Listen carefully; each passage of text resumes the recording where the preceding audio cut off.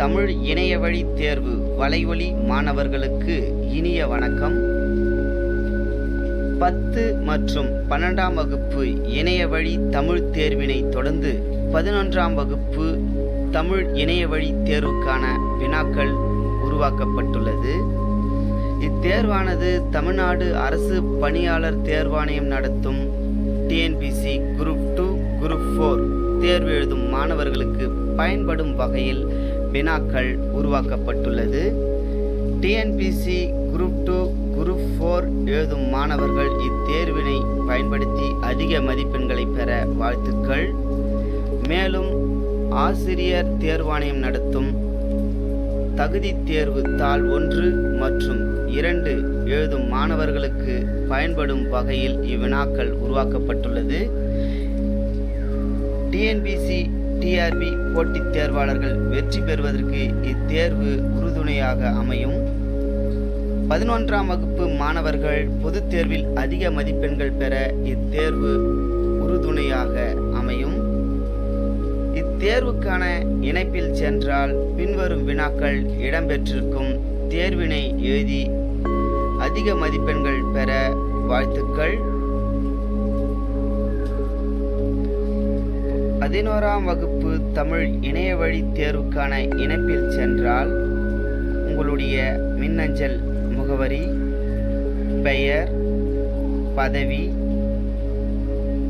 பயிலும் பணிபுரியும் நிறுவனத்தின் பெயர், மாவட்டம், அலைபேசி எண் போன்றவற்றை உள்ளீடு செய்தவுடன் வினாக்கள் இடம்பெறும். நவீன ஓவியம் எவ்வகை நூல்? புதுக்கவிதை இயக்கத்தை தோற்றுவித்தவர்? நன்னூல் முதல் பதிப்பு வெளியான ஆண்டு? தமிழர் பாரம்பரிய நாள்? மொழி முதல் எழுத்துக்கள் மொத்தம் எத்தனை? மொழி என்ற ஒன்று பிறந்தவுடன் உலகம் என்பதும் நான் என்பதும் தனித்தனியாக பிரிந்து தங்களை தனித்துவமாக நிலைநிறுத்திக் கொள்கின்றன என்ற கூற்று யாருடையது? பவனந்தி முனிவர் நன்னூலை யாருடைய வேண்டுகோளுக்கிணங்க இயற்றினார்? 1999 இலங்கை அரசின் சாகித்திய பரிசு பெற்ற சிறுகதை தொகுப்பு நூலின் பெயர்? நல்ல தமிழ் எழுத வேண்டுமா என்ற நூலை எழுதியவர்? புலமை கதிரவன் என்று தமிழ் அறிஞர்களால் போற்றப்படும் தமிழ் மொழி பெரும் புலவர் யார்? ஓர் இனத்தை அழிப்பதற்கு அவர்கள் நூல்களை எரித்தால் போதும், அவர்கள் அறிவு மேலும் வளர்வதற்கு முடியாமல் நின்றுவிடும் என்று குறிப்பிடும் நூல் எது? தவறான இணையை தேர்ந்தெடு. கோடல் என்ற சொல்லின் இலக்கண குறிப்பு. வால் விட்மன் கவிதைகளை ஆங்கிலத்திலிருந்து தமிழில் மொழிபெயர்த்தவர்? 1971ஆம் ஆண்டு இலக்கியத்திற்கான நோபல் பரிசு பெற்றவர் யார்? தன் இனத்தையும் மொழியும் பாடாத கவிதை வேறில்லாத மரம் கூடில்லாத பறவை என்ற கூற்று யாருடையது?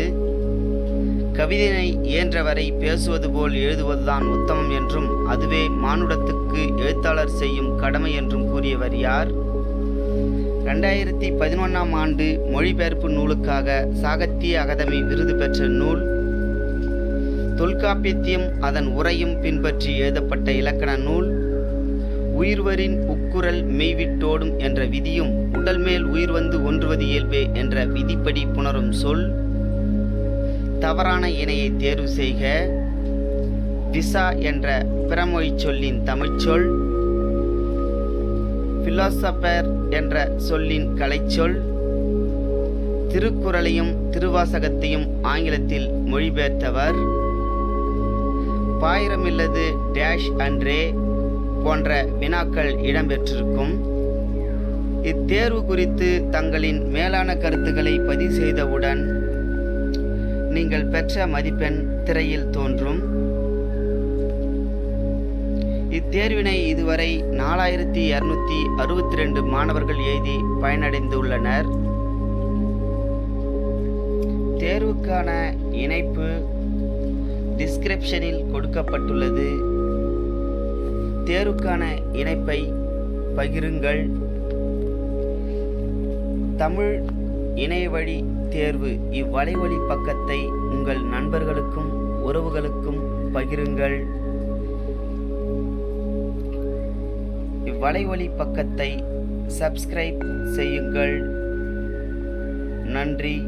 அடுத்த தேர்வில் மீண்டும் சந்திப்போம்.